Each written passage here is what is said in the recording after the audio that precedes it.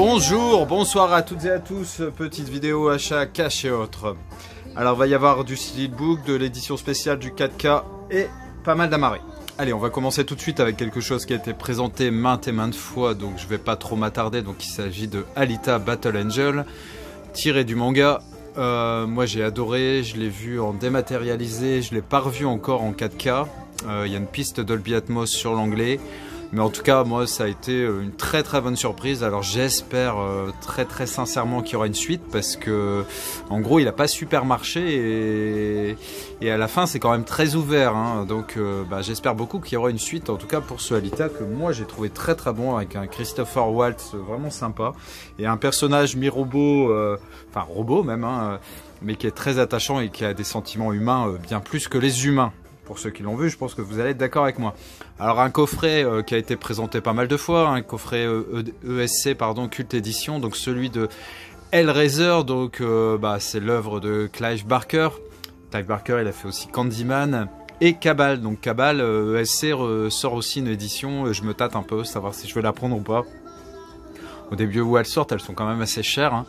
Et c'est un peu la roulette russe du kit ou double, parce qu'en fait il y a des titres qui vont être quasiment introuvables après, ou par contre d'autres qui sont soldés. Donc ça c'est un peu selon c'est l'offre et la demande, et je pense pas forcément que Cabal aura un engouement incroyable, et je pense qu'il se trouvera effectivement peut-être à plus bas prix après que 30 balles classique.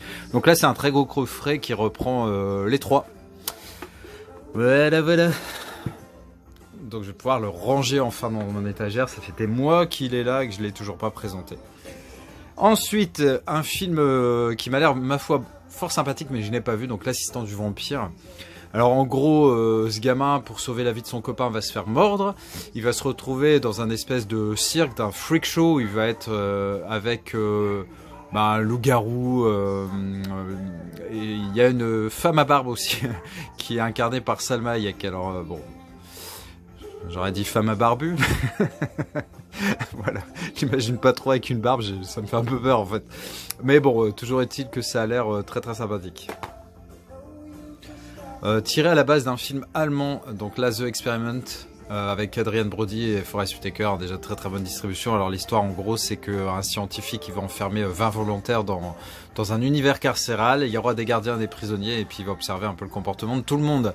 Très bon film, l'original était très bon, mais celui-ci aussi. Open Grave, réveillez-vous, votre cauchemar commence. Alors entre eux, c'est un film qui est un peu post-apocalyptique et aussi un peu horreur. Ça a l'air bien sympa. En gros, un mec qui se retrouve au milieu de cadavres, il va se retrouver dans une maison avec 5 autres personnes et il sait pas trop s'il n'y a pas l'origine de ce massacre, s'il n'est pas parmi ces 5 personnes, voire même si c'est pas lui. Enfin voilà, je l'ai pas encore vu, ça a pas l'air mal. J'ai trouvé vraiment pas cher, alors je sais plus, 6 € peut-être, 5,90, un truc comme ça, donc le kin dans un cash. J'avais envie d'attendre une baisse de prix, là c'est génial, c'est exactement ce qui s'est passé, trouvé pas cher, c'est le top. Donc kin, c'est l'histoire d'un gamin qui s'amuse dans un grand hangar désaffecté et qui va trouver une arme. Et il va la ramener chez lui, bon c'est super, mais seulement il y a des bandits, le FBI et certainement les propriétaires légitimes de l'arme qui sont à sa course-poursuite. Il y a notamment la présence de James Franco dedans.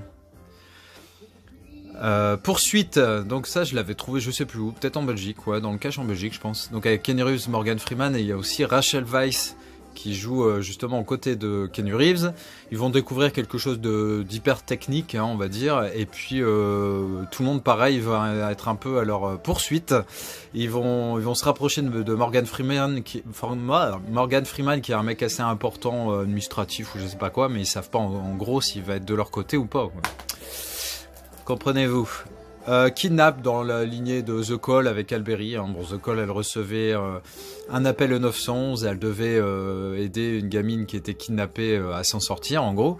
Et là, c'est son propre fils qui va être kidnappé quasiment sous ses yeux et elle va décider de prendre les choses en main tout de suite avant qu'il soit trop tard. On sait très bien que c'est les premières 24 heures, on va dire, qui sont déterminantes dans ce cas précis. Voire même les premières heures, hein, 24 heures, ça commence déjà à être compliqué. Et donc elle va suivre directement les ravisseurs de son fils. Elle sait qu'elle n'a pas le droit à l'erreur. J'avais trouvé il y a quelques temps le premier Souviens-toi de l'été dernier, donc I Know What You Did Last Summer, avec Jennifer Love Hewitt, avec Ryan Phillippe, Sarah Michelle Gellar.